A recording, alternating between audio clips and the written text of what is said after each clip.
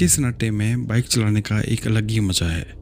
खाली सड़कें, ठंडी हवा और एक यह एहसास कि पूरी दुनिया आपकी है। लेकिन क्या हो अगर आपको ये भी एहसास हो कि आप इस सड़क पर अकेले नहीं हो। लेकिन क्या हो कि वो अंधेरा सड़क को छिपाने के बजाय उन चीज़ों को छिपाने लग जाए जो इस दुनिया में एग्जिस्ट ही नहीं करती हों। Hello everyone, welcome to the show stories by Yumi. अगर अभी तक आपने चैनल को सब्सक्राइब नहीं किया है तो सबसे पहले चैनल को सब्सक्राइब करें ताकि हम हर हफ्ते आप तक ऐसी वीडियो बिना किसी सर्च के पहुंचाते रहें। आज की कहानी ओम प्रकाश की है, जो पुणे के हिजवड़ी में काम करने वाला एक सॉफ्टवेयर इंजीनियर है। 26 साल के ओम प्रकाश को बाइकिंग का बहुत शौक था, बहुत क्रेज था उसको। 2022 में ओम प्रकाश का ब्रेकअप हुआ था। जब उसका ब्रेकअप हुआ था वो काफ़ी फ्रस्ट्रेट रहने लग गया था। अच्छा, उसको बाइक का शौक था, तो जब वो फ्रस्ट्रेट रहता था तो वो अपनी बाइक उठाता था और कहीं भी सड़कों पे निकल जाता था। वो जुलाई महीना था और मॉनसून अपनी चरम सीमा पर था और लॉन्ग वीकेंड भी था। तो ओम प्रकाश को वो जो 3 दिन थे वो अपने घर पर बैठे बैठे वेस्ट नहीं करने थे, क्योंकि वो उसके खाली दिमाग में उस वक्त बहुत कुछ चल रहा था, क्योंकि अभी नया नया ब्रेकअप हुआ था उसका। शाम के 7-8 बज रहे थे। ओम प्रकाश अपनी बाइक उठाता है और तामिनी घाट की ओर चल पड़ता है। तामिनी घाट अपने खूबसूरत हरियाली के लिए और वाटरफॉल के लिए मशहूर है। दिन के समय ये घाट जितना खूबसूरत लगता है, रात को ये उतना ही खौफनाक होता है, क्योंकि तामिनी घाट पूरे जंगलों से घिरा हुआ है। जिस वक्त ओम प्रकाश अपने पुणे वाले फ्लैट से निकला था उस वक्त मौसम काफ़ी प्यारा लग रहा था और बारिश भी रुकी हुई थी। राइड करते करते कब 1 घंटा हो गया उसे कुछ भी नहीं पता चलता। जैसे जैसे तामिनी घाट के नज़दीक वो पहुंच रहा था वैसे वैसे ठंड और धुंध काफ़ी बढ़ रही थी।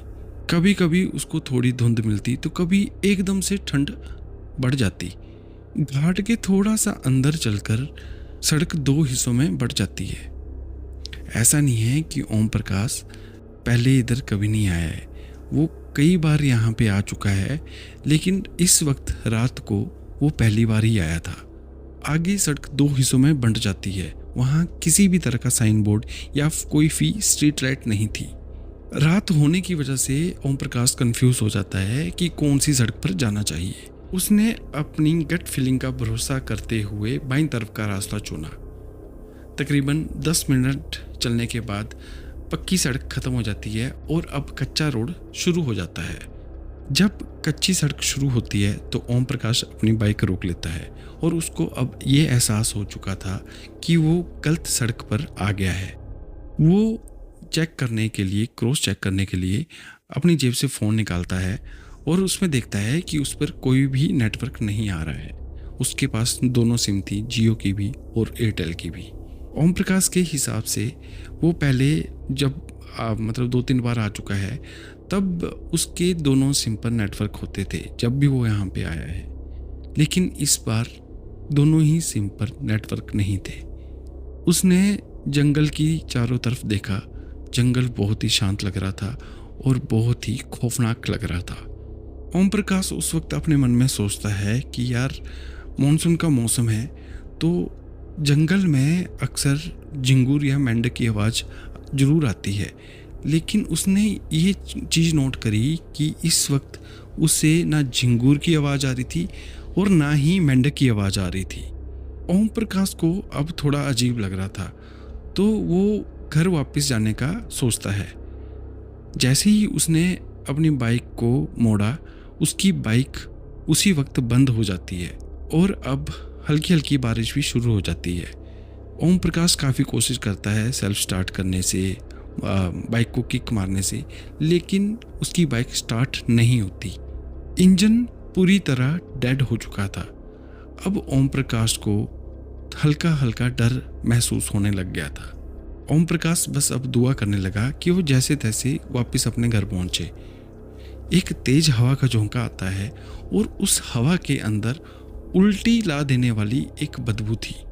ओम प्रकाश के हिसाब से वो बदबू ऐसी थी कि मानो किसी के बाल और मांस एक साथ जल रहे हों। उस बदबू से ओम प्रकाश ने अपनी नाक ढक ली और जैसे ही उसने नाक ढकी उसको जंगल की तरफ से पायल से चलने की किसी की आवाज़ आती है। पहले तो ओम प्रकाश को उसका वहम लगा, लेकिन वो आवाज़ कंटिन्यू उसको सुनाई दे रही थी।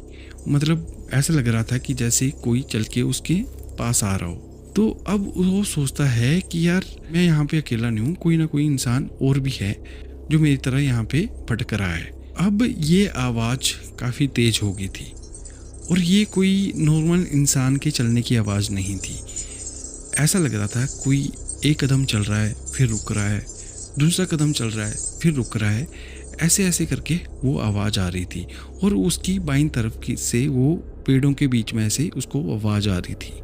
ओम प्रकाश ने फ़ोन की फ्लैश लाइट ऑन करी और जिस तरफ से आवाज़ आ रही थी उस तरफ उसने अपनी फ्लैश लाइट घुमाई।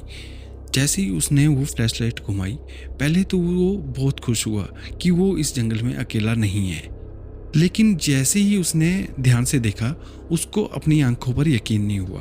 उसने देखा कि ज़मीन से तकरीबन 6.5-7 फीट ऊपर सफ़ेद साड़ी में एक औरत है और उसके पैर उल्टे हैं और सिर आगे की तरफ है और उसके पैर हवा में लटक रहे हैं। भाई साहब, जब उसने ये देखा उसकी आंखें फटी की फटी रह गई। ओम प्रकाश को अब समझ आ गया था कि ये क्या चीज़ है। वो धीरे धीरे पीछे की ओर चलने लग गया। डरते डरते ओम प्रकाश ने धीमी आवाज़ में पूछा, कौन हो तुम? तकरीबन 30-40 सेकंड बाद ओम प्रकाश को एक चीख सुनाई देती है। वो किसी इंसान की चीख नहीं थी। उस चीख को सुन के ऐसा लगा मानो कई आवाज़ें एक साथ चीख रही हों। वो आवाज़ सुनकर ओम प्रकाश के हाथ में हेलमेट था, वो हेलमेट वहीं पे छूट जाता है और वो अब पूरे जोर ताकत से अपनी बाइक स्टार्ट करने की कोशिश करने लगता है।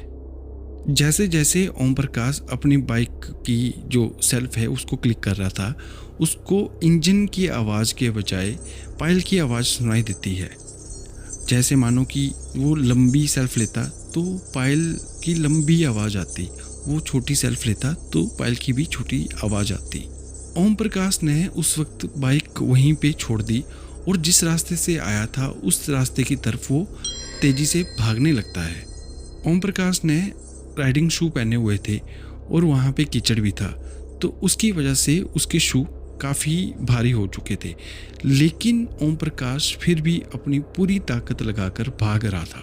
लेकिन वो जितनी तेज़ी से भाग रहा था वो पायल की आवाज़ उसके पीछे वैसे ही भाग रही थी और वो पायल की आवाज़ के साथ वो काफ़ी एक अजीब सी आवाज़ आ रही थी, थप थप जैसी। लेकिन ओम प्रकाश ने पीछे की ओर मुड़कर बिल्कुल भी नहीं देखा, क्योंकि ओम प्रकाश बताते हैं कि उसने पश्चिमी घाट की लोक कथाओं में और अपने बुजुर्गों से सुना है कि अगर आपको रात में कोई साया आपका पीछा करे या आपका नाम लेकर पुकारे तो आपको पीछे मुड़कर नहीं देखना है। आपका पीछे मुड़कर देखना उसके लिए एक बुलावा हो सकता है। इसका मतलब है कि आप उसको स्वीकार कर रहे हैं और अगर आपने उसको स्वीकार किया है तो वो साया आपको अपने साथ हरगिज ले जाएगा।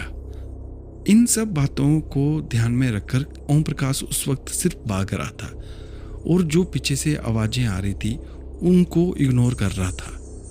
लेकिन ओम प्रकाश कीचड़ में फिसलने की वजह से गिर जाता है और जो आवाज़ उसका पीछा कर रही थी वो भी एकदम से रुक जाती है।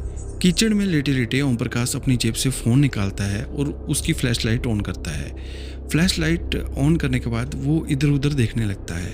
जो वो साया था वो ओम प्रकाश के काफ़ी करीब था। वो जैसे लेटा हुआ था तो वो साया ठीक उसके ऊपर था। उसको देखते ही ओम प्रकाश का पूरा शरीर कांपने लगता है और ओम प्रकाश उसी वक्त अपनी आंखें बंद कर देता है। तभी ओम प्रकाश के कानों में एक जोर से एक चीख सुनाई देती है। वो चीख इतनी जोर की थी कि ओम प्रकाश के कानों में दर्द होने लग जाता है और उसके सिर पर दर्द होने लग जाता है और ओम प्रकाश अब हनुमान चालीसा का जाप करने लग जाता है। ओम प्रकाश की आंखें बंद थी और उसको दूर से कहीं से एक ट्रक की आवाज़ सुनाई देती है। मतलब ट्रक के इंजन की आवाज़ सुनाई देती है। वो लकड़ी ले जाने वाला ट्रक था। ओम प्रकाश ने अब आंखें खोली और उसने देखा कि उसके ठीक अपोजिट एक कच्चा रास्ता और था, वहाँ से एक ट्रक गुजर रहा है। तो ओम प्रकाश चिल्लाते हुए दौड़ते हुए ट्रक को रोकने की कोशिश करता है। जो वो ट्रक वाला था वो भी ओम प्रकाश की आवाज़ें सुनकर अपना ट्रक रोकता है और ओम प्रकाश के पास आता है। ओम प्रकाश को वो बिना किसी सवाल जवाब के अपने ट्रक में बिठाकर उसको सेफ पुणे पहुंचाता है। ट्रक वाला वैसे भी पुणे की तरफ जा रहा था। तो जैसे ही उन्होंने तामिनी घाट पार किया तो ट्रक वाले ने ओम प्रकाश से पूछा कि वहाँ जंगल पर क्या हुआ था। ओम प्रकाश ने जो जो उसके साथ उस वक्त हुआ उसने महसूस किया वो सब ट्रक वाले को बताया, लेकिन ट्रक वाले ने कोई भी रिएक्शन नहीं दिया, मानो उसको सब कुछ पता है कि यहाँ रात को क्या क्या होता है और क्या नहीं होता। ओम प्रकाश अगले दिन भी अपनी बाइक वापस लेने नहीं गया, वो इतना डरा हुआ था। तकरीबन 1-2 हफ्ते के बाद पुलिस स्टेशन से कॉल आती है ओम प्रकाश को, और जो उसकी बाइक वहाँ पे जंगल पे खड़ी है उसके बारे में पूछते हैं। इन्होंने बताया कि उसकी बाइक अब वो रेस्क्यू करके थाने में लेके आ गए हैं, तो आप अपनी बाइक ले जाएं। दोस्तों, जैसे ही ओम प्रकाश अपनी बाइक लेने के लिए पुलिस थाने गया, उसने अपनी बाइक की जो हालत देखी उसको देखकर काफ़ी हैरान हो गया। उसकी बाइक की सीट पर किसी के पंजों के निशान थे और जो इंजन था उस पर भी जंग लगा हुआ था, और जो पेट्रोल की टंकी थी वो काफ़ी मतलब पिचकी हुई थी और उस पर भी जंग लगा हुआ था। ऐसा लग रहा था कि उस जंगल पर वो बाइक कई सालों से खड़ी हुई है। यार, भारत प्राचीन देवी देवताओं का देश है और ये प्राचीन शक्तियों का भी देश है।